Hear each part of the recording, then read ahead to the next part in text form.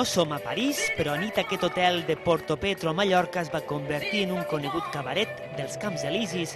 Tot el glamour del Lido, una de les millors sales del món, va arribar aquí de la mà d'un equip de 35 persones que van desfilar amb els seus vestits més espectaculars. Era la primera vegada a Espanya que es podien veure aquestes peces d'alta costura.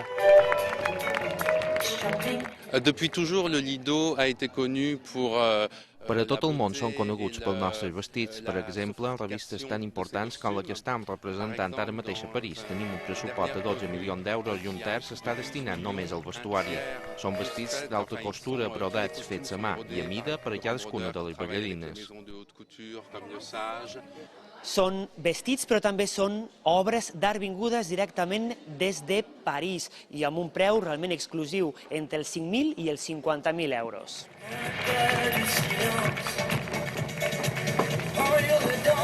I no només vestits, també hi havia espectacles plens de vida, com aquest. El cabaret arriba a Mallorca per celebrar el centenari del naixement de Margaret Kelly, la fundadora de la versió moderna del Lido, i per això ha programat un espectacle demà divendres i dissabte a Sonamar.